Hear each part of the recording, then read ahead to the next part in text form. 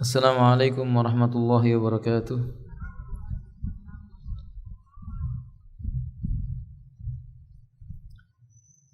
Innal hamdalillahi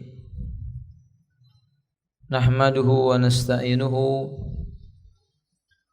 wa nastaghfiruhu wa nastahdi wa natubu ilaihi wa na'udzu billahi min shururi anfusina wa sayyiati a'malina.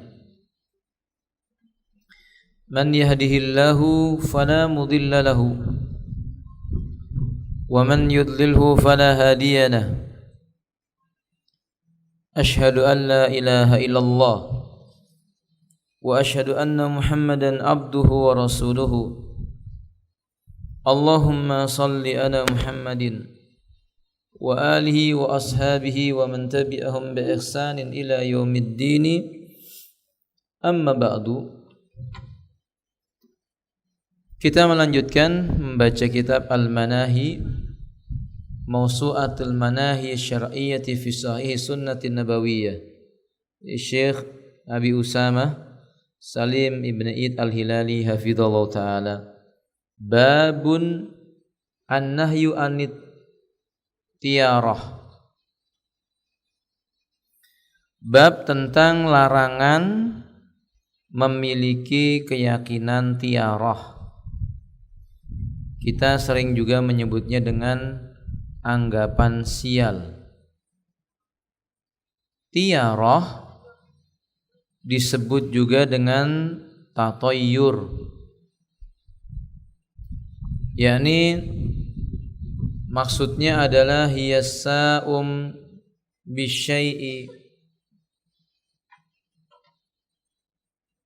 Maka tiyarah itu memiliki makna anggapan adanya sial karena sesuatu yang ia dengar atau yang ia lihat. Dan kata muallif,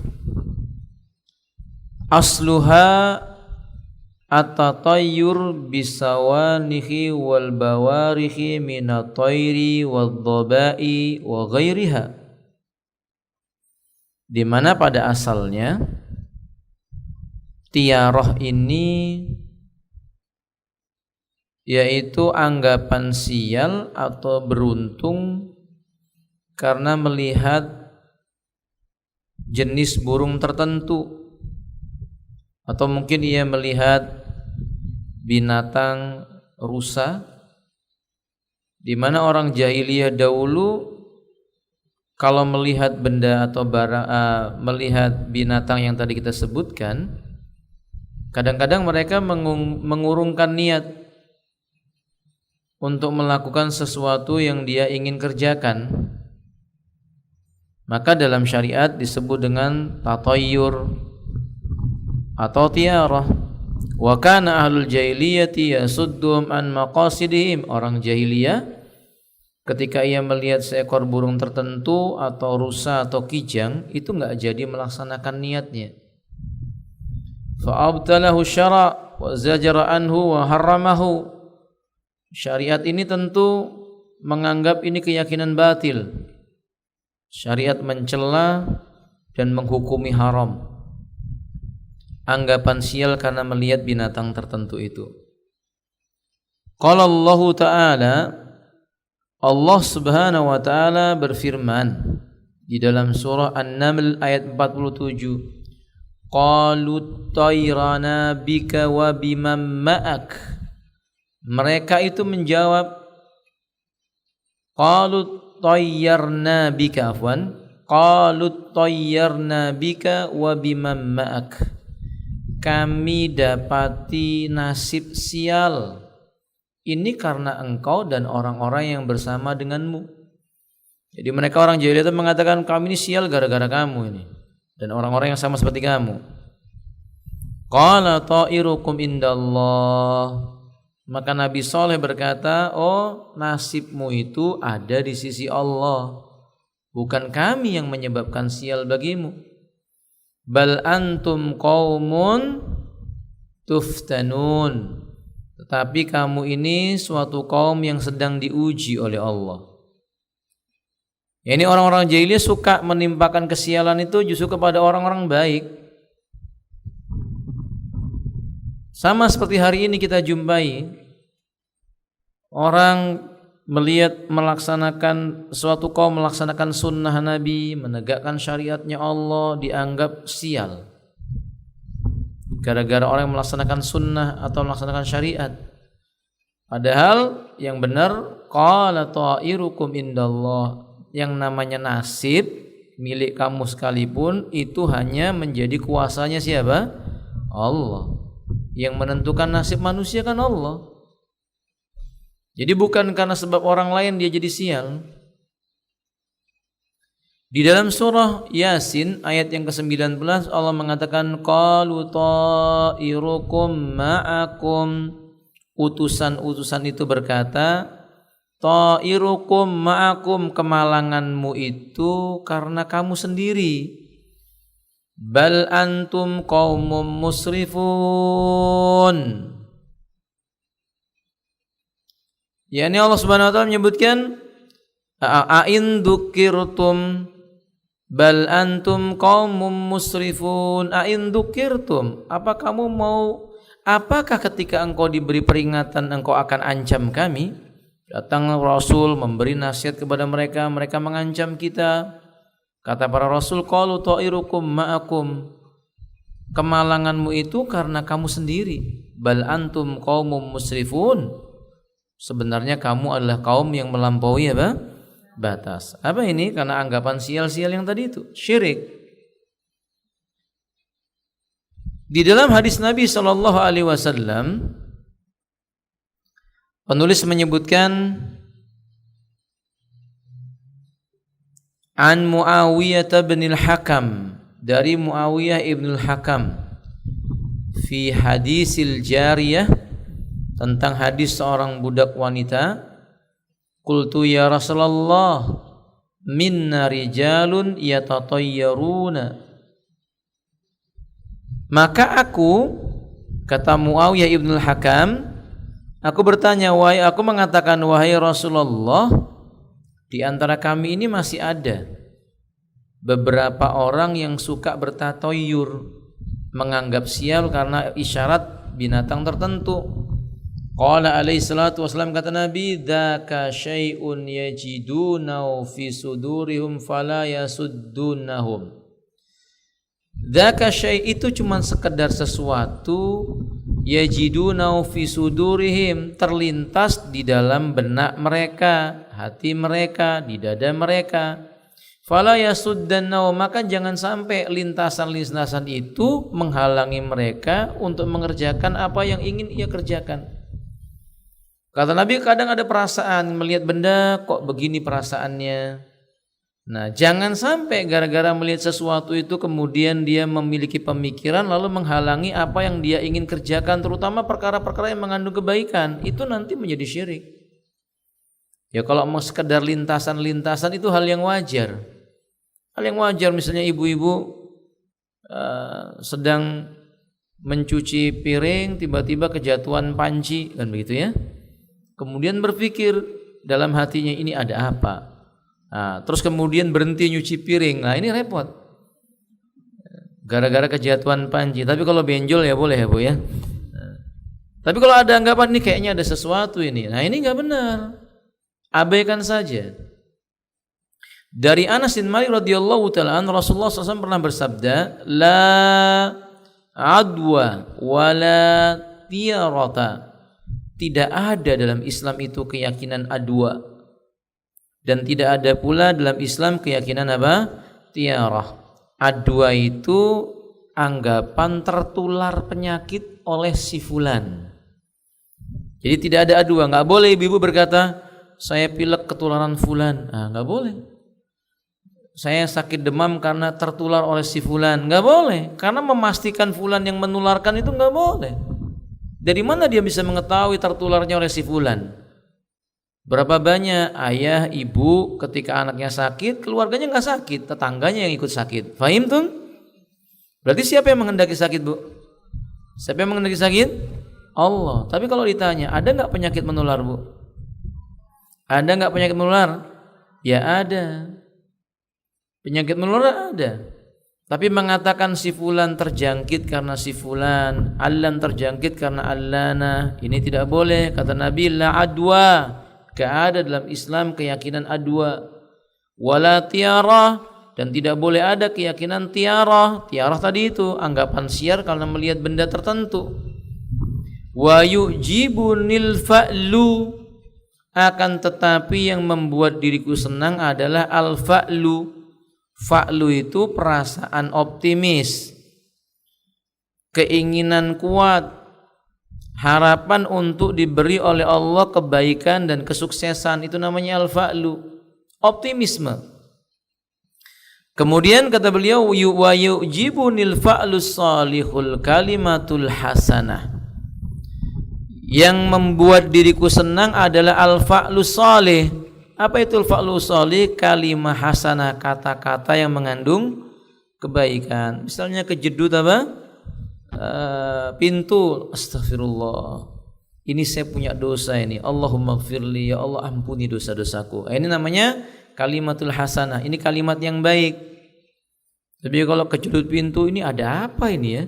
Kok tiba-tiba kejedut pintu? Ya enggak ada apa-apa, karena ngantuk mungkin kan gitu ya. Jadi kalau ada anggapan karena ini, sebagian orang mimpi giginya tanggal, lalu berpikir ini kayaknya ada ini dan ada itu. Itu namanya tatoyur.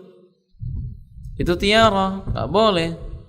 Abu Hurairah radhiyallahu taala menyebutkan, sami'tu Rasulullah sallallahu alaihi wasallam yaqul, aku pernah mendengar Rasulullah sallallahu alaihi wasallam itu beliau bersabda, la tiarata wa khairuhal fa'lu. Tidak ada keyakinan tiara, yang paling baik adalah al-fa'lu. Qalu wa mal fa'lu? Sahabat bertanya, apa itu al-fa'l? Qal al-kalimatus salihatu yasma'uha ahadukum. Kata-kata, kalimat-kalimat yang baik yang kalian dengar dari saudara-saudara kalian. Optimisme tadi itu. Kalimat optimisme tadi itu. Dan dalil ini juga menunjukkan tentang haramnya keyakinan tiara.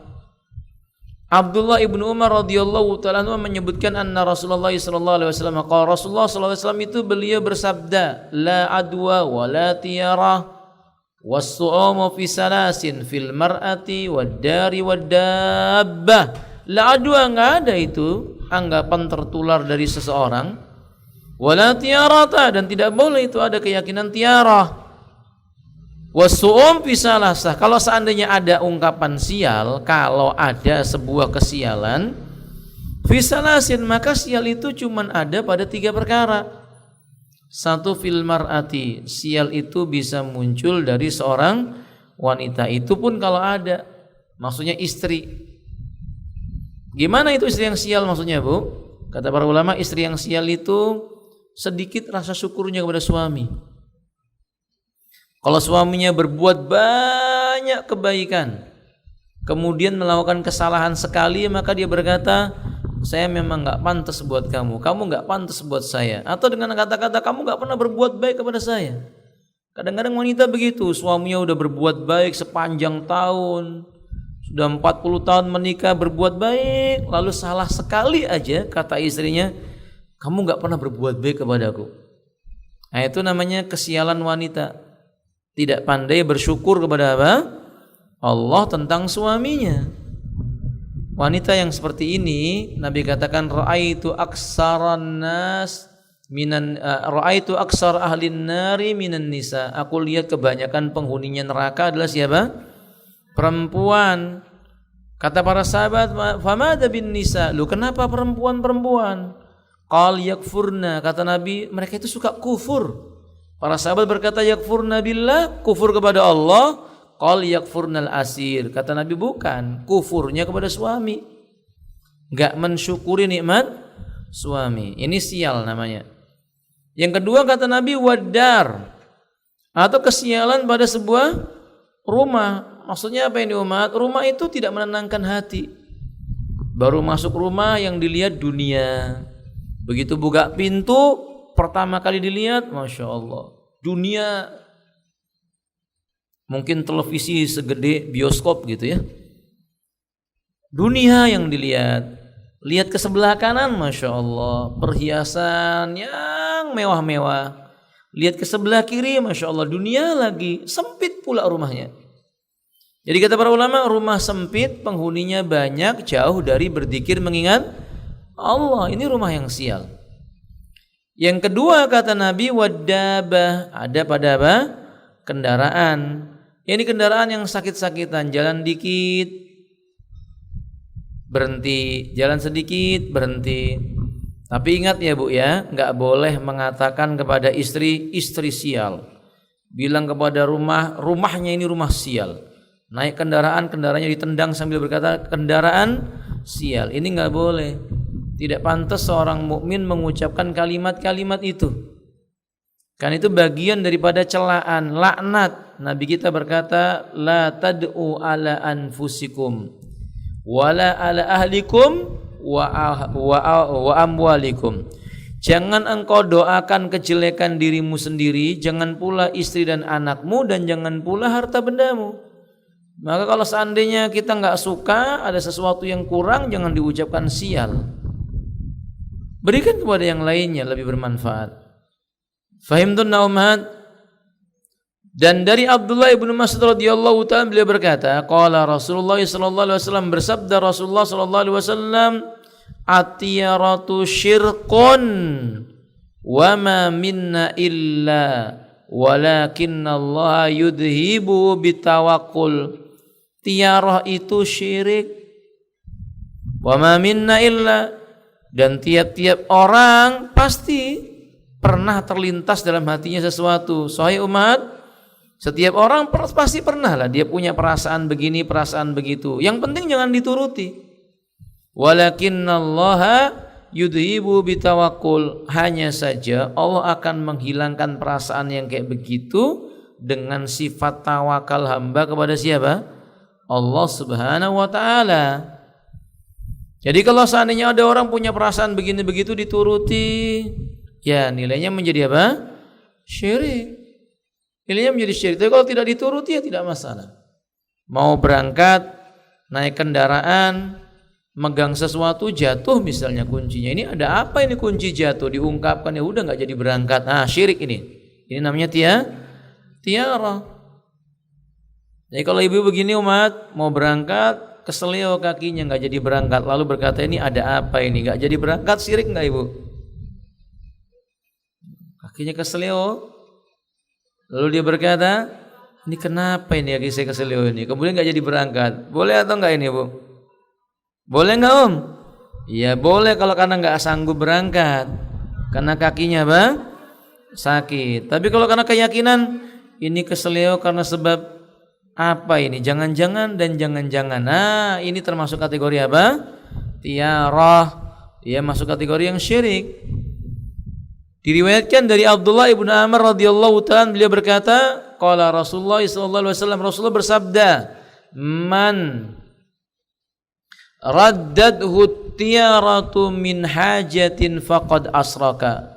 Barang siapa menunda keberangkatan karena sebab keyakinan tiarah, barang siapa tidak jadi menunaikan hajatnya karena sebab keyakinan tiarah, faqad asyraka, sesungguhnya dia telah jatuh dalam perbuatan syirik. Qalu ya Rasulullah, mereka berkata, wahai Rasulullah, ma kafaratu dzalika, kalau begitu kafarahnya apa yang seperti itu? Beliau mengatakan, Allahumma la khaira illa khairuka wa la tayra illa tayruka wa la ilaha ghairuka. Baca doa, Allahumma ya Allah, la khaira, tiada kebaikan, illa khairuka, kecuali kebaikan yang datangnya dari dirimu, wa la tayra illa tayruka, tidak ada itu anggapan sial melainkan makhlukmu. Maksudnya tidak ada itu namanya seekor burung yang dianggap keyakinan sial, padahal dia cuma sekadar makhluk ciptaanmu. Wala ilaha ghairuka, dan tidak ada ilah yang patut diibadahi selain engkau. Jadi yang patut diibadahi Allah Subhanahu wa taala. Ini nas menjelaskan bahwa tatayur enggak boleh. Allahu a'lam bishawab. Umat azalna wa iyyakum. Ucapan Nabi yang tadi disebutkan ketika ia menyebutkan bahwa walakinna afwan at-tiyaratu syirkun wa ma minna illa, tiara itu syirik dan setiap orang pasti. Kemudian di sana ada pertanyaan, pasti apa maksudnya? Yang dimaksud dengan pasti kata sebagian para ulama, yakni perkataan inilah perkataan Abdullah bin Mas'ud. Tirmidzi mengatakan, saya mendengar Muhammad Ibnu Ismail Al-Bukhari berkata berkenaan dengan perkataan setiap orang pasti, akan tetapi Allah menghilangkannya dengan tawakal kepadanya. Menurut Sulaiman bin Harb, perkataan ini adalah perkataannya Abdullah bin Mas'ud. Tapi kesimpulannya, at-tiaratu syirkun, syirik tiara adalah perbuatan apa? Kesyirikan. Maka enggak boleh seorang mukmin punya keyakinan tatayyur atau tiara. Ini hukumnya haram karena dia bagian daripada kesyirikan. Abu Darda radhiyallahu taala anhu mengatakan Rasulullah pernah bersabda, la yalijad darajat al-ula man takahhana aw istaqsama aw raja'a min safarin tatayyuran.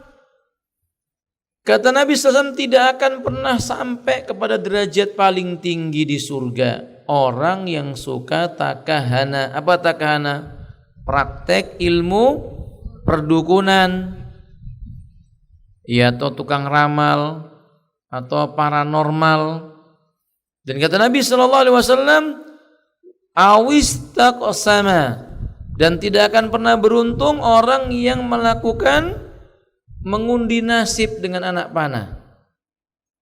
Dan juga dikatakan oleh beliau, dan tidak akan beruntung auraja'a min safarin tatayyuran, kembali menangguhkan perjalanannya karena melihat benda tertentu, ya ini seekor burung, namanya tatayyur mereka lakukan. Ini enggak akan beruntung, ini enggak akan sampai derajat yang tinggi. Orang yang mempraktekkan perdukunan, orang yang mengundi nasibnya pakai anak panah, dan orang yang menangguhkan perjalanannya gara-gara melihat seekor burung. Saya katakan umat, berarti tatayur ini adalah kesimpulannya anggapan sial karena isyarat atau bunyi binatang tertentu. Bukan hanya burung. Kalau di balik papan biasanya kupu-kupu. Soalnya umat datang masuk ke rumah seseorang lalu berpikir, ini ada berita apa ini? Atau kalau ibu-ibu misalnya tangannya berdenyut-denyut, apa kata orang Jawa itu? Berdenyut-denyut itu ibu, denyutan gitu bu ya? Iyalah, kedutan atau denyutan begitu ya. Tangannya bergerak-gerak seperti yang gemetar, atau kelopak matanya. Kata orang kalau kelopak matanya berdenyut-denyut, bagian bawahnya itu pertanda akan melihat sesuatu yang membuat sedih. Kalau tangannya bergerak-gerak tergantung tangan atau tangan kiri. Kalau tangan kanan katanya dapat apa om? Masya Allah, masih hafal umat ya. Kalau tangan kanan dapat duit, tangan kiri mau nempeleng orang begitu. La haula wala quwwata illa billah. Nah, ini keyakinan apa? Jahiliyah. Masuk kategori tatayyur. Sebagian ibu-ibu ketika pegang gelasnya jatuh pecah lalu berkata, ini ada pertanda apa lagi nih? Enggak ada tanda apa-apa, ibu butuh istirahat itu karena capek. Kahakada. Nah, ini semua kategori tatayyur. Islam melarang perbuatan yang demikian itu. Faedah yang bisa kita ambil min fiqhil bab dari penjelasan ini baik ayat maupun hadis, kita bisa menyimpulkan at-tatayyur min a'malil jahiliyah. Haitsu kanu ya'tamiduna 'ala at-tayri. Tatayyur itu termasuk jenis aktivitas orang-orang jahiliyah di mana dahulu mereka menyandarkan rasa tawakalnya kepada seekor burung untuk menentukan nasib baik dan buruk. Fa idza ra'a ahadum ta'iran tara yaminatan istabsyara wastamara. Kalau mereka itu melihat ada seekor burung terbangnya ke kanan, mereka menganggap ini beruntung, lalu melanjutkan perjalanan. Wa in tara yasiratan tasya'um wa taqahqarun. Kalau dia ngelihat burungnya itu terbangnya ke kiri, dia menganggap ini sial, ini pertanda sial ini. Bal kana ba'dhum yamidu li tayri fayahijuha liyatamid ala dzalik wa kanu yasummuna ma tara yaminatan bisanih wa man tara yasiratan bil barih. Bahkan kebiasaan jahiliyah mereka dahulu umat azanillahu wa iyyakum, jika mereka sengaja menerbangkan burung, kadang mereka itu sengaja mengambil burung merpati, kalau mau safar diterbangkan dulu. Nah, kalau seandainya burungnya ke arah kanan terbangnya disebut dengan saneh, keberuntungan ini. Tapi kalau seandainya burungnya terbang ke kiri, mereka menyebutnya bareh, enggak jadi inisial nih. Di zaman kita, di negeri kita, umat, biasanya orang memelihara burung tertentu, burung perkutut misalnya. Jadi kalau mereka meyakini burung perkutut itu bunyi pagi-pagi, wah ini buka toko cepat laris ini. Maka dia buka tokonya. Tapi kalau burung perkutut itu tidak berbunyi, kata mereka ini sepi langganannya. Ini kan termasuk mengundi nasib yang kayak begini ini, nggak boleh. Tapi perbuatan yang mereka lakukan ini umat, menerbangkan burung ke kanan ke kiri dianggap begini begitu, itu tidak ada sumbernya. Keyakinan mereka ini nggak ada dalilnya, nggak ada hujah yang mendukung keyakinan mereka itu. Perbuatan ini sama dengan mencari ilmu tapi tidak dari sumbernya. Jadi hakikatnya ini kebodohan. Ini hakikatnya adalah kesesatan.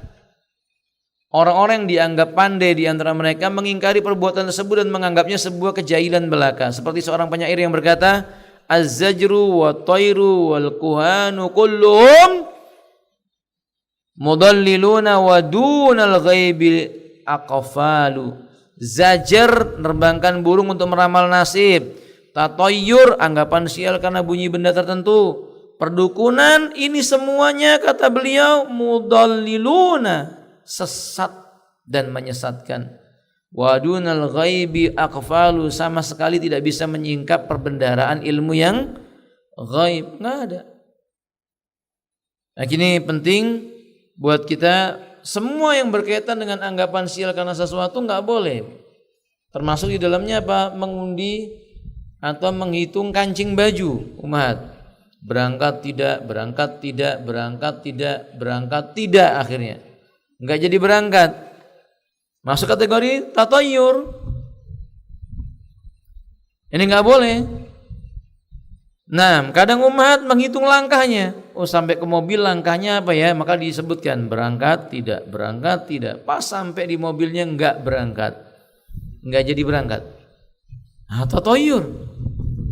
Dianggap itu remeh oleh sebagian orang, padahal kategori perbuatan syirik, bukan syirik kecil lagi, syirik yang besar, syirik yang besar. Dan agama kita yang mulia ini umat, agama yang lurus ini melarang manusia demikian. Walaqad amida syara'il hanif fanahyu tiyara min asliha lianna tayra la tamyizu lahu fayastadilluna bi fi'li ala mudhimmuna ma'na fihi walidhalika tawatar hadzal ma'na inda Rasulillah sallallahu alaihi wasallam la tiyarata illa tiyarata fil Islam. Nah, agama yang mulia ini, agama yang lurus ini melarang perbuatan tatayur. Agama kita tidak membolehkan anggapan sial, karena yang namanya seekor burung enggak bisa punya keistimewaan membedakan ini begitu, gerak-geriknya menandakan ini dan itu. Hanya orang-orang bodoh saja, Bu, yang lebih percaya dengan gerakan-gerakan burung dibandingkan dengan syariatnya Allah Ta'ala. Jadi menandakan apa umat? Orang itu kalau berbuat syirik, akal sehatnya apa? Hilang. Akal sehatnya pergi. Dia dekati burung pagi-pagi sambil berkata, laris enggak hari ini, laris enggak hari ini. Ketika burungnya bilang, karena mungkin burungnya kecekik, dia bilang enggak, kan gitu ya. Burung gagak kan bunyinya begitu, enggak gitu. Akhirnya enggak jadi. Ini kan namanya kebodohan, kalau enggak mau disebut dengan jahil murakab. Udah bodoh kuadrat begitu ya. Ia berbicara dengan apa? Binatang untuk menganggap senang, rugi maupun untung. Hadza khata, keliru. Keliru. Nah, nggak bisa membedakan ini, anggapan ini yang mendatangkan keberuntungan dan tidak.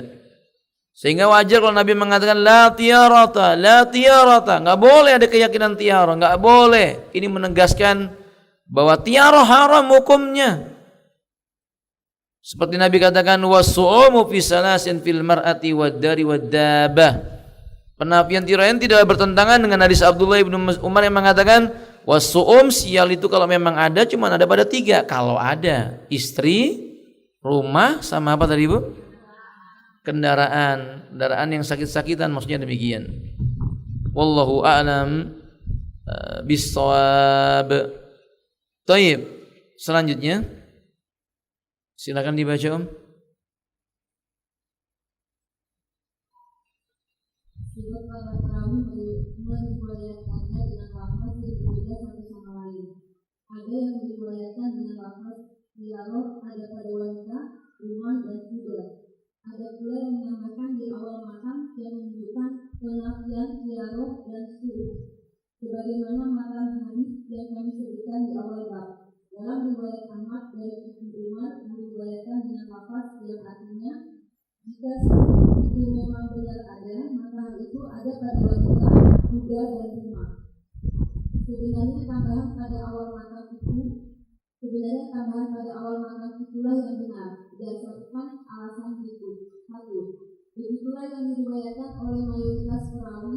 Riwayat mereka tentu lebih kuat karena jumlah mereka lebih banyak. 2. Dalam riwayat Ahmad yang telah disyaratkan tadi ada tambahan dari Aisyah radhiyallahu anha yang menceritakan tentang sebab musarat hadis tersebut. 2 orang lelaki dari suku Bani Amir menemui Aisyah dan mengabarkan kepadanya bahwa Abu Hurairah radhiyallahu anhu menyampaikan sebuah hadis dari Rasulullah Shallallahu Alaihi Wasallam. Kemudian mereka menyebutkan hadis di atas. Mendengar itu, Aisyah marah besar secara seraya berkata, demi Allah yang menurunkan Al-Quran kepada Muhammad, Rasulullah Shallallahu Alaihi Wasallam tidak pernah mengatakan seperti itu.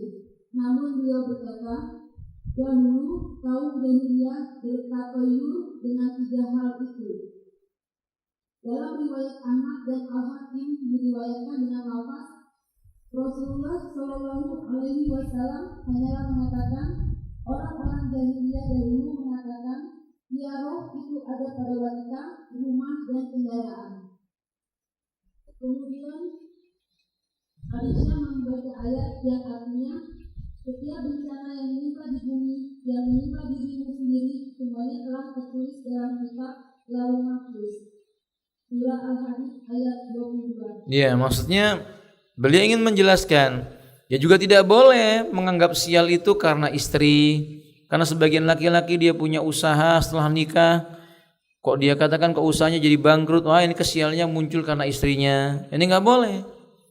Ini maksud dengan kalau seandainya dianggap sebagai sial tadi yang disebutkan, istrinya tidak bersyukur kepada suami, ini maksudnya istri yang tidak salehah. Rumah yang dimaksud rumah yang sial tadi itu rumah yang tidak mendekatkan seseorang kepada peribadatan kepada Allah. Kendaraan yang sial maksudnya kendaraan yang memalingkan dari berzikir mengingat Allah. Tapi kalau menganggap bahwa kita sial gara-gara si fulan, kendaraan fulan, rumah ini yang membuat kita sial terus, maka kita bangkrut terus, kita pindah rumah saja. Nah ini tatayur kalau begini Bu. Kalau ada orang misalnya menganggap kita selama di rumah ini kok sakit-sakitan, kita kemudian sial terus, nggak pernah untung, usaha bangkrut, pindah rumah aja, atau rumahnya diruat, makin ruwet kalau begitu. Nah kalau ini yang namanya tatayur yang haram. Tapi kalau maksudnya rumah ini terlalu membuat orang itu berpaling dari Allah Ta'ala karena isinya cuma dunia, tidak ada sama sekali majelis ilmu dan sebagainya, itu yang disebut dengan Nabi bahwa kalau toh ada yang namanya sial itu cuma ada pada istri yang tadi itu, kemudian rumah, kemudian tadi apa kendaraan yang tidak menyampaikan kepada jalan-jalan kebaikan. Karena memang Allah mengatakan ma asaba min musibatin fil ardi, tidaklah sebuah musibah yang menimpa di muka bumi ini, wala fi anfusikum, tidak pula menimpa jiwa kalian, illa fi kitab, melainkan itu semua sudah tertulis di takdirnya Allah di kitab. Wallahu alam bishawab. Maka dengan demikian anggapan sial muncul dari siapapun nggak boleh. Tapi ada pun 3 benda yang tadi disebut oleh Nabi itu menyebutkan tentang yang tadi kita terangkan. Tapi kalau mengatakan saya sial gara-gara istri saya sial gara-gara mobil saya sial gara-gara rumah saya, ini tidak benar. Ini tidak benar. Termasuk kategori yang keliru. Wallahu a'lam bishawab. Lanjutkan. Bukti lain yang menguatkan riwayat yang menafikan adalah larangan Rasulullah terhadap dialog dan selim secara umum dan pujian beliau kepada orang-orang yang menjauhinya. Nah, kata Nabi, yadkhul jannata sab'una alfan bi ghairi hisabin. akan masuk ke surganya Allah sebanyak 70.000 manusia tanpa dihisab. Wa humul ladina la yaktawun, mereka adalah orang yang punya sifat tidak berobat dengan kai. Wa la yastarqun, tidak berobat dengan cara minta di ruqyah. Wa la yatatayyarun, dan tidak melakukan apa? Tiarah, anggapan sial. Wa ala rabbim yatawakkalun, kepada Rabb mereka itu bertawakal. Maka nas ini menjelaskan bahwa sifatnya umum. Wala yatatayyarun, tidak boleh menganggap sial karena ada benda tertentu, termasuk menganggap sial istri dan sebagainya. La yajuz, ini enggak boleh. Karena sesungguhnya orang yang beriman itu hanya bertawakal kepada siapa? Allah Subhanahu wa taala. Baik, lanjutkan. Bahkan sebaliknya, dalam sebuah hadis sahih, justru hal itu dinafikan dan ditetapkan adanya keberkahan pada ketiganya, yakni pada wanita, kuda, dan rumah. Dalam hadis Hakim bin Muawiyah dari pamannya Muhammad bin Muawiyah, diriwayatkan oleh Ibnu Majah dan lainnya dengan sanad sahih. Karena termasuk riwayat Ibnu Syam dari Ismail bin Ayyasi, dia berkata, maksudnya ini riwayat sahih yang menyebutkan tentang nggak boleh berkata istri sial, kuda sial, rumah sial, karena justru istri, kendaraan atau kuda ya, atau rumah itu mengandung keberkahan. Kata Nabi sallallahu alaihi wasallam, la su'uma wa qad yakunul yumna fi salasa fil mar'ati wal farasi wad dar. Enggak ada itu anggapan sial. Enggak boleh menganggap sial karena sesuatu. Sungguh keberkahan itu ada pada 3 perkara. 1 istri, 2 kuda, 3 apa? Rumah yang dia tinggali. Istri yang mengandung barokah, istri yang bagaimana umat? Bu, istri yang mengandung barokah, istri yang bagaimana? Iya, yang pertama ciri-cirinya bagaimana? Takhfif au khafifatun fi saddaq. Maharnya tidak merepotkan laki-laki.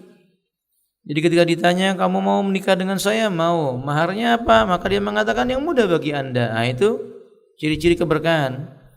Kalau saya mau nikah dengan kamu, maharnya apa? Ya, kamu harus bikin gunung emas 1 Uhud atau gunung emas sebesar gunung Uhud. Ya, ini memberatkan. Kedua, keberkahan seorang wanita itu ditandai dengan apa, umat? Ditandai dengan apa? Dzakiyah, kecerdasan akalnya. Akalnya cerdas. Yang ketiga, yakni qanitah. Apa itu qanitah? Maksudnya patuh dan tunduk kepada aturan Allah dan Rasulnya. Kemudian apa yang keempat? Taibah. Yakni senang bertaubat, rajin mengoreksi diri, suka muhasabah, enggak lihat kesalahan suami tapi lihat kesalahan diri sendiri. Yang kelima apa, umat? Abidah. Apa itu abidah? Hobi beribadah. Hidupnya buat ibadah. Dia punya harta, hartanya buat ibadah. Dia sehat, kesehatannya buat ibadah. Dia sakit pun dia gunakan sakitnya itu sebagai sarana mendekatkan diri kepada Allah Tabaraka wa ta'ala. Nah, kemudian apa?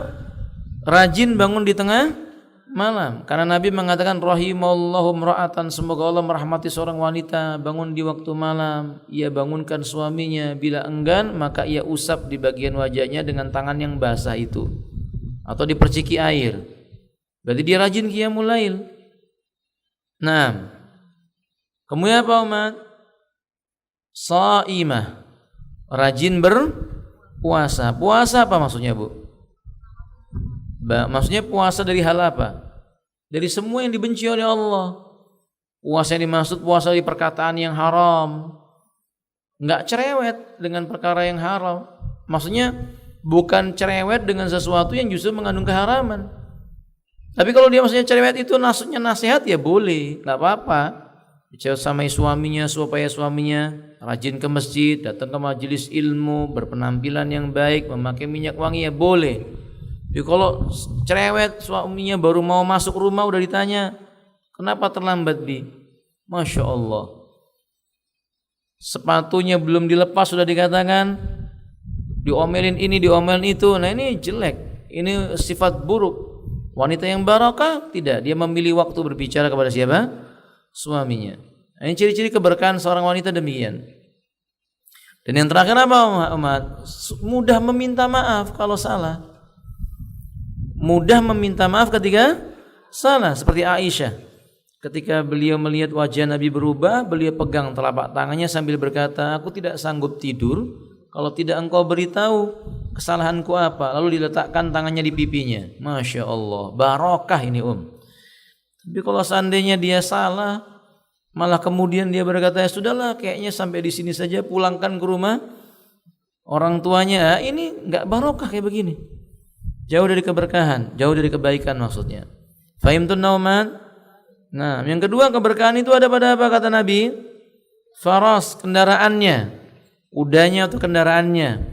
Yani kapan itu kendaraannya barokah? Kendaraan yang digunakan untuk mengantarkan ke majelis ilmu, kendaraan yang memudahkan bagi mereka menuju ke medan jihad, kendaraan yang memudahkan bagi mereka menuju tempat-tempat untuk berbuat kebajikan. Ini yang barokah. Wadah? Kalau kendaraan itu sudah merepotkan, menjauhkan dan mengingat Allah, dijual saja. Yang terakhir apa Ibu? Rumah. Bagaimana rumah yang barokah? Rumah yang di dalamnya dibacakan ayat-ayat Allah, yang dijauhi syaitan, didekati malaikat. Ciri-cirinya apa? Dibacakan Al-Quran. Iqra'u fi buyutikumul Quran. Wa fi riwayah Iqra'u fi buyutikumul Baqarah. Baca di rumahmu Al-Quran. Dalam riwayat yang lainnya bacakan surat Al-Baqarah. Inna syaitana yafirru. Setan itu lari. Mim baitil ladzi yuqra'u fil Quran. Dari rumah yang dibacakan Al-Quran. Maka kalau rumah itu enggak pernah dibacakan Quran, justru yang ada musik dari pagi sampai pagi, nyanyian-nyanyian picisan dari pagi sampai pagi, gak pernah Al-Quran dia buka. Ketika ditanya kapan terakhir kali nyetel musik, maka dia jawab 1 menit yang lalu.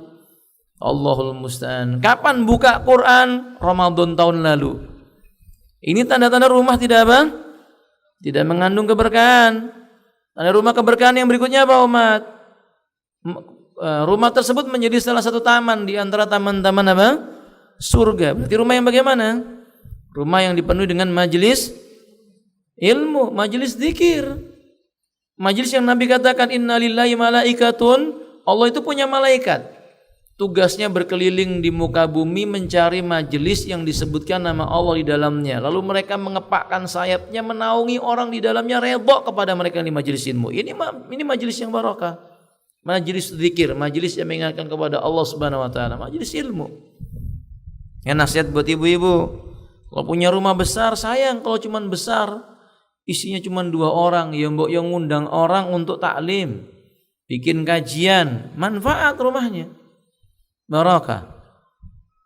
Jadi yang ketiga, rumah yang barokah itu bagaimana? Rumah yang tidak tertutup dari orang fakir dan orang miskin. Rumah yang pintunya terbuka bagi orang fakir dan miskin yang datang, mereka makan, mereka minum, mereka dapat kebahagiaan di rumah orang itu. Bukan rumah yang pagarnya tinggi, Masya Allah, mau ngetuk aja di belnya itu udah ada tulisan, awas ada Allahul musta'an. Gimana mau barokah? Nggak didekati sama orang fakir, nggak pernah masuk orang fakir, nggak pernah mendoakan. Umat, kalau ibu-ibu diundang makan ke sebuah tempat, habis makan didoakan apa bu doanya bu? Allahumma barik lahum fima razaqtahum waghfir lahum warhamhum. Lalu kita katakan kepadanya, akala ta'amakumul abrar. Yang memakan makananmu ini orang-orang baik. Lalu doakan dengan doa tadi itu. Yang demikian berkah. Bayangkan kalau ibu ngundang orang tiap hari orang berkatakan, Allahumma barik lahum fima razaqtahum waghfir lahum warhamhum. Masya Allah, didoakan terus sama orang. Jadi tidak tertutup dari pintu dari orang-orang miskin. Tapi rumah sekarang Masya Allah seperti benteng yang besar, pintunya lapis 2 plus pagarnya. Pagarnya ada yang tingginya 3 meter, la haula wala quwwata illa billah. Ditambahi satpam, tambah lagi anjing yang suka menggonggong. Bagaimana mau keberkahan mau masuk? Malaikat nggak mau masuk ke rumah yang ada apa? Anjingnya. Malaikat nggak mau masuk ke rumah yang ada di sana memelihara anjing. Atau kalau enggak ada satpamnya diganti patung yang gede itu Ibu. 2 kanan kiri pegang gada. Pakai taring. Siapa juga yang takut dengan patung begini? Yang enggak mau masuk malaikat dan orang soleh enggak mau masuk. Jauh dari keberkahan. Fahim tuan? Ada umat. Taib. Lanjutkan Ukhti. Jadi jelaslah riwayat yang menyatakan adanya suruh dan tiaro, suruh ada pada 3 perkara atau tiaro ada pada 3 perkara, makna keduanya sama sebagaimana yang dijelaskan oleh ahli ilmu adalah riwayat yang syad dan lemah. Wallahu a'lam. Nah, lanjutkan. Berdasarkan uraian di atas, makna hadis tersebut adalah Rasulullah Shallallahu Alaihi Wasallam melarang dan menafikan tiaro dan suruh. Kemudian beliau berkata, jika tiaro itu memang benar ada, maka pada kuda, wanita dan rumah. Rasulullah Shallallahu Alaihi Wasallam tidak mengatakan tiaro itu ada pada ketiganya. Namun beliau hanya mengatakan kalau ada. Jadi maksudnya kata Nabi, seandainya ada, tapi maksudnya tidak ada. Tapi ini juga nasihat. Sekian para ulama menjelaskan dari situ dengan menyebutkan tadi yang saya katakan itu. Ya, kalau toh ada pada wanita, maka maksudnya wanita yang begini. Itu membuat seorang lelaki hatinya susah. Kendaraan yang begini, rumah yang begini dan sebagainya. Lanjutkan. jika ada, maka pada salah satu dari ketiganya, yakni jika tiara atau keberuntungan itu memang ada, maka terdapat pada ketiga perkara tersebut. Dan jika tidak terdapat pada ketiganya, maka tiara itu tidak ada sama sekali. Nah, lanjutkan Ukhti Sri. Al-Nawawi berkata dalam kitab Syarhus Sunnah, ada yang mengatakan sabda Nabi, jika tiara itu memang benar ada, merupakan bentuk pengalihan kalimat dari satu masalah ke masalah lain. Seolah beliau berkata, jika salah seorang dari kamu memiliki rumah yang tidak suka ia tempati, wanita yang tidak suka ia dampingi, atau kuda yang tidak menarik hatinya, maka hendaklah ia menyingkirkannya, yakni dengan pindah ke rumah lain, menceraikan wanita itu, atau menjual kudanya sehingga hilanglah perasaan tidak sukanya itu. Sebagaimana diriwayatkan bahwa ada seorang lelaki berkata, wahai Rasulullah, sesungguhnya kami tinggal di sebuah rumah yang membawa berkah. Anggota keluarga kami bertambah dan harta kami juga bertambah. Kemudian kami pindah di rumah lain. Di rumah itu anggota keluarga kami berkurang dan harta kami pun berkurang. Rasulullah Shallallahu Alaihi Wasallam berkata, tinggalkanlah rumah sial itu. Rasulullah Shallallahu Alaihi Wasallam memerintahkannya supaya meninggalkan rumah tersebut karena timbul rasa keberatan dan kebencian dalam diri mereka untuk menempatinya. Nabi hanya mengatakan fa'amarum wa bitahawuli anha. Nabi perintahkan pindah dari rumah tersebut, tidak ada tambahan sial di situ Ibu. Jadi tambahan sial itu perlu dicatat. Nabi tidak mengatakan rumah itu sial. Nabi hanya mengatakan pindah ke tempat yang lain. Karena sebab apa? Mungkin tidak menyenangkan hati orang tersebut, tidak mendatangkan kebahagiaan bagi orang itu karena mungkin bentuknya atau modelnya. Maka kata beliau pindah ke tempat yang lain saja. Tapi dengan mengatakan tinggalkan rumah sial itu tidak ada dalilnya. Karena memang rumah tidak apa? Tidak sial. Kalau seandainya sial tadi karena sebab apa tadi itu? Karena sebab jauh dari rahmatnya Allah Subhanahu wa taala. Wallahu a'lam bishawab. Baik umat, naktafi ila hahuna. Kita cukupkan materinya sampai di poin itu. Insyaallah nanti poin ketiga hadis Abu Hurairah yang mengatakan kana Rasulullah SAW yujibul fa'lu wa yakrahu tiyarah. Sungguhnya Rasulullah SAW itu dulu menyukai al-fa'lu. Fa'lu itu apa? Ucapan-ucapan yang mengandung optimisme. Dan Nabi membenci atiyarah, perkataan-perkataan yang menganggap adanya sebuah kesialan. Nah, kita terangkan di pertemuan yang akan datang. Ada pertanyaan dulu sebelum ditutup? Fadhali maskurah. Astagfirullah. Ustaz, jika suami dapat warisan berupa uang, adakah hak istri di situ? Jika ada, dapat seberapa Ustaz? Jika suami dapat warisan uang dari siapa? Dari orang tuanya. Apakah istrinya suami dapat bagian? Enggak sama sekali. Enggak dapat haknya. Tapi kalau seandainya suaminya memberi, itu hadiah dari suaminya. Bersyukur ketika diberi suaminya. Ucapkan jazakallahu khairal jaza, barakallahu fik wa fi amwalik, begitu. Tapi kalau nggak diberi Ustaz, doakan kebaikan. Barakallahu fi amwalikum, semoga Allah memberkahi hartamu. Karena toh bagaimanapun suami ketika memiliki harta, nanti dia akan menginfakkannya buat siapa?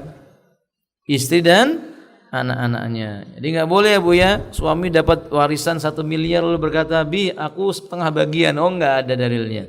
Nggak ada dalilnya. Fahim? Wallahu alam bishawab. Tambahan.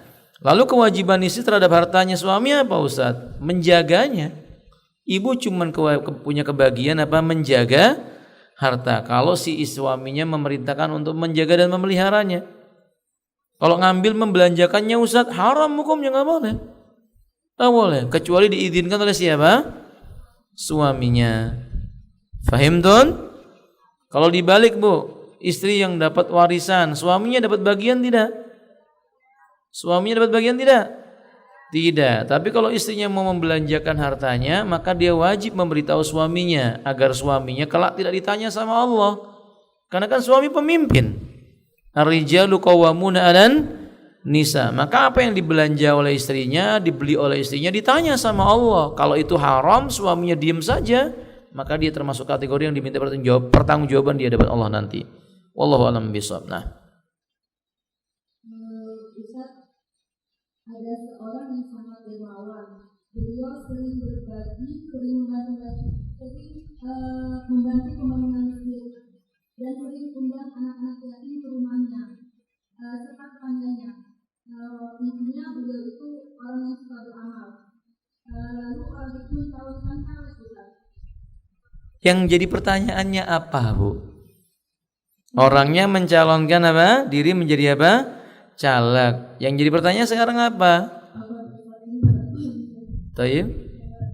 Lalu orang itu membagikan pakaian gamis buat ibu-ibu pengajian besar. Nah, beliau mengatakan bahwa ini bukan suap, tetapi cuma membagikan untuk acara-acara tersebut. Itu bagaimana hukumnya Ustaz? Nah, kalau memang dia sudah terbiasa membagi pakaian sebelum dia mencalonkan caleg dulu, dia suka memberi sesuatu, dia memberikan begini dan begitu. Ketika dia mencalonkan caleg tetap mempunyai kebiasaan berbagi kepada sesama, diterima saja. Diterima saja karena kita berhusnudzon, insyaallah, karena memang itu menjadi sifat dia. Sebelum dia mencalonkan pun dia sudah rajin bersedekah. Kita berharap mudah-mudahan itu jadi sebab kebaikan bagi dia.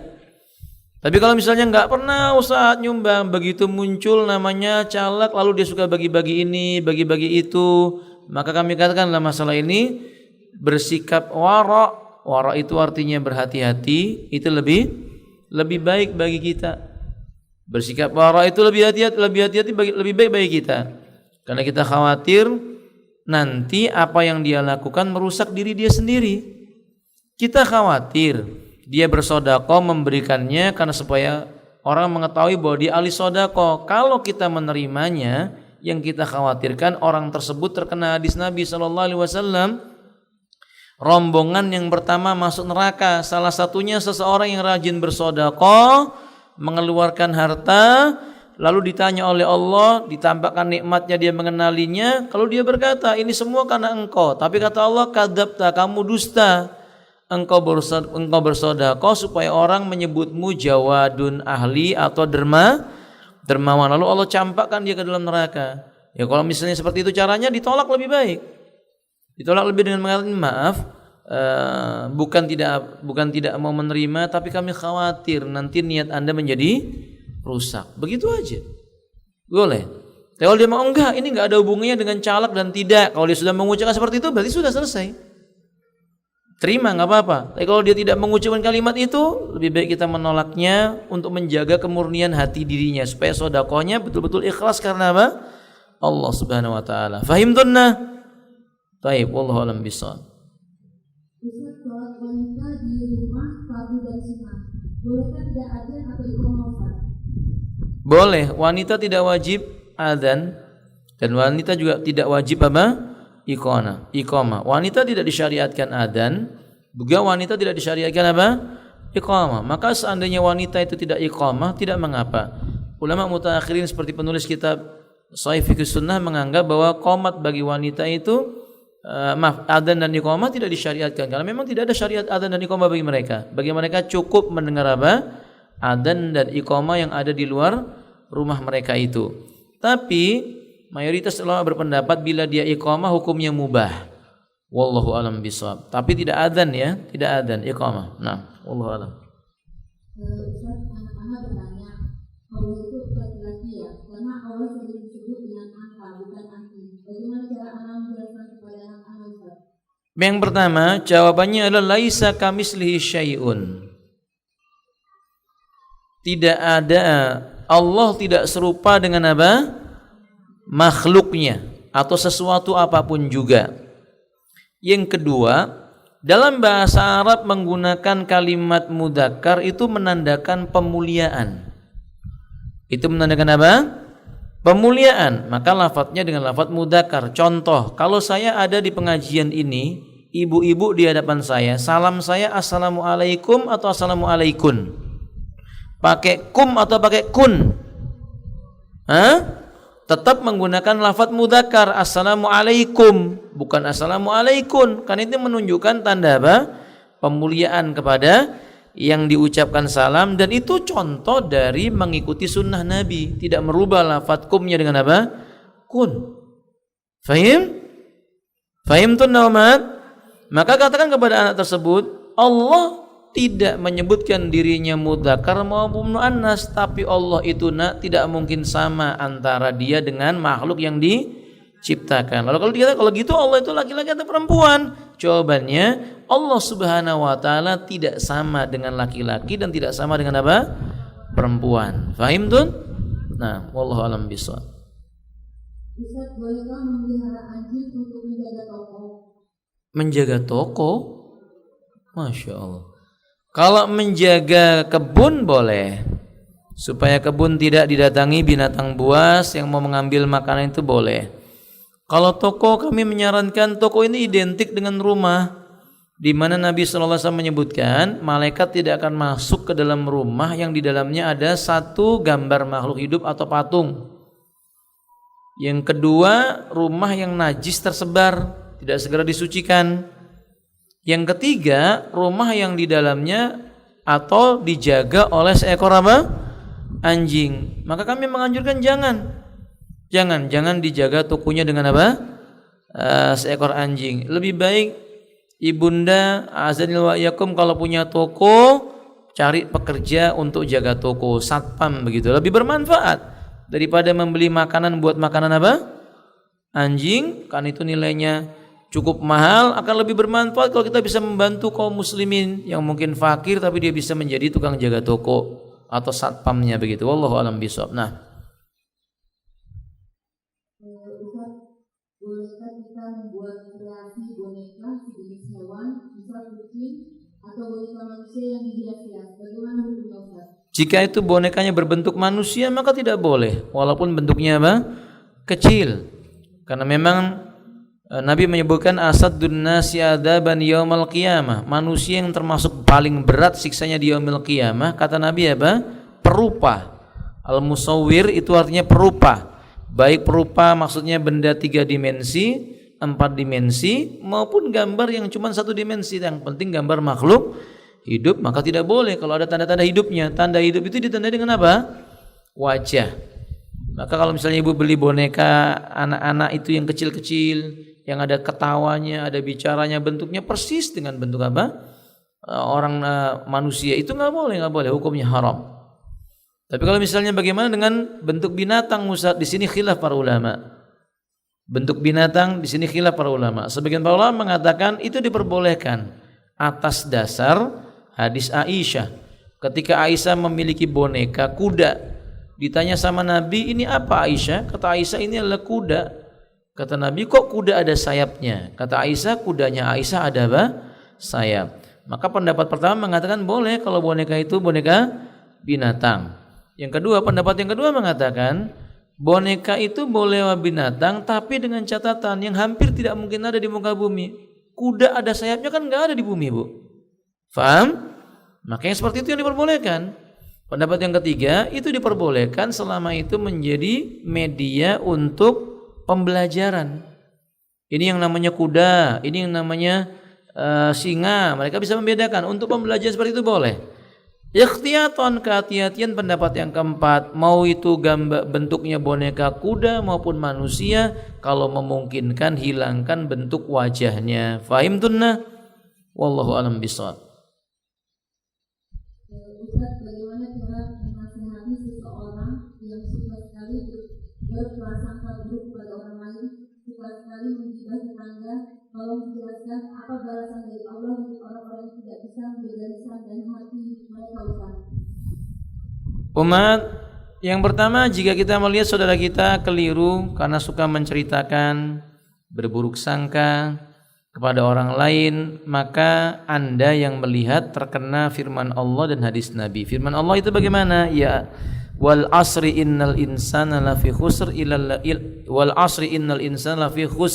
ladzina amanu wa amilus solihati wa tawassaw bil haqqi wa tawassaw bis sabr. Berdasarkan ayat ini, maka wajib bagi orang yang melihat kemungkaran menasihati orang itu, memberi wasiat tentang kebenaran dan bersabar di dalam melaksanakan agama Allah. Adapun hadis Nabi mengatakan man ra'a minkum mungkaran falyughayyirhu biyadihi. Barang siapa melihat kemungkaran, ubah dengan tangannya. Fa illam yastati fa bilisani, kalau enggak sanggup nasihati dengan lisannya. Wa illam yastati fa biqalbi, kalau enggak sanggup ingkari dengan hati, pergi tinggalkan dia. Dzalika ataful iman, dan itu tanda lemah-lemahnya apa? Keimanan. Nah, maka umat azza wa yakum, kalau misalnya kita jumpai ada orang sudah dinasihati supaya jangan ghibah, kemudian dia tetap ghibah, tinggalkan, pergi. Kalau dia datang, tinggal pergi. Kalau dia bertanya, lu kenapa pergi? Ya gimana enggak pergi? Nanti engkau ghibah, nanti engkau namimah. Aku enggak mau seperti yang Allah katakan dalam Al-Qur'anul Karim, la yaghtab ba'dukum ba'dha ayuhibbu ahadukum ayyakula lahma akhihi maitan fakarihtumuh. Janganlah sebagian kaum menceritakan atas sebagian yang lainnya. Sukakah salah seorang di antara kalian itu memakan daging bangkai saudaranya? Tentu kalian merasa apa? Jijik. Artinya sebutkan, saya enggak mau makan daging saudara saya. Saya enggak mau jadi kanibal. Nah, begitu nasihati demikian. Kalau Anda berani, lakukan seperti Ali bin Abi Thalib. Ali bin Abi Thalib melihat orang yang berghibah, dipanggil. Kemudian Ali mengambil tanah dan pasir, kemudian dijejalkan ke mulut orang itu. Jadi kalau ibu-ibu berani, ada orang tukang ghibah, tukang namimah, dinasihati masih aja ghibah, ibu ambil tanah, masukkan ke mulutnya, insya Allah langsung diam. Insya Allah langsung diam. Karena sesungguhnya tanah itu berzikir mengingat Allah. Mulut manusia mestinya buat berzikir. Kalau nggak bisa berzikir, ya dijejalin mulut tanah saja. Itu kalau ibu-ibu berani. Ya kalau enggak, dan tentu saja mempertimbangkan maslahat dan apa? Madharat, cukup ditinggalkan, ditinggal pergi, diberitahu teman-teman, jangan berteman dengan orang ini karena dia suka apa? Ghibah. Dan sampai kapan? Sampai dia taubat. Kita tinggalkan dia bukan karena kita membenci dirinya, tapi kita membenci sikapnya yang menyelisih syariat Allah Subhanahu wa taala. Tentang ancaman orang yang berkata ghibah, oh banyak sekali umat. Ancamannya banyak sekali. Bahkan saking besarnya ancaman itu, para ulama berpesan begini Bu, orang yang suka berbuat ghibah itu sikap kita kepada mereka, satu, la tabtasim fi wajhi wa la taftalahu udunaika. Jangan pernah senyum di hadapannya. Jangan kau buka kedua telingamu mendengarkan ucapannya. Jadi ketemu itu datar aja wajahnya Bu. Fahim Don? Jangan senyum. Jangan malah dikasih seolah-olah kita ramah dengannya. Jangan ramah sama orang yang suka makan daging manusia. Kemudian yang kedua, dzakhiru bi taqwallah. Datangi lalu katakan, ukhti, bertakwalah engkau kepada Allah. Inna sam'a wal basara wal fuada kullu ulaika kana anhu mas'ula. Pendengaran, penglihatan, hati ditanya oleh Allah. Yang ketiga, wa idzal lam yuhdis taubatan fatlub minhu takhdida mau'idu ma'a tarfi al-akhar. Kalau seandainya mereka tidak bertobat, minta dia supaya segera bertobat kepada Allah Subhanahu wa taala. Minta dia tobat sama Allah. Yang keempat, akhbirhu in sabata kadhibau annaka lasta musta'idan lil liqa'i ma'ahu marratan ukhra. Kasih tahu dia kalau terbukti ternyata dia itu sudah ghibah, bohong lagi, katakan kepadanya, aku nggak akan mau lagi berkumpul satu tempat duduk sama kamu. Beritahu aku nggak mau berteman sama kamu sampai kamu tinggalkan ghibah. Dan itu konsekuensinya, harus berani. Jangan nggak enak ya Ustadz, segan. Penyakit segan ini dibuang, Bu. Orang Indonesia ini kadang penyakitnya itu apa namanya? Nggak enak hati sama manusia, tapi sama Allah enak-enak aja dia. Na'udzubillahi min dzalik. Mestinya dia malu kepada Allah Subhanahu wa taala. Itu minimal sikapnya demikian. Semoga bermanfaat. Wallahu a'lam bishawab. Sampai di sini ibu-ibu. Mudah-mudahan bermanfaat dan semoga Allah menjaga lisan kita, menjaga hati kita, pandangan dan juga apa yang ada pada diri kita. Mudah-mudahan Allah sucikan sampai bertemu dengan Allah tidak memiliki dosa-dosa lagi. Wa akhiru da'wana alhamdulillahirabbil alamin wa sallallahu wasallamu ala nabiyyina Muhammadin wa alihi washabihi ajmain. Subhanakallahumma bihamdik asyhadu an la ilaha illa ant astaghfiruka wa atubu ilaik. Assalamualaikum warahmatullahi wabarakatuh.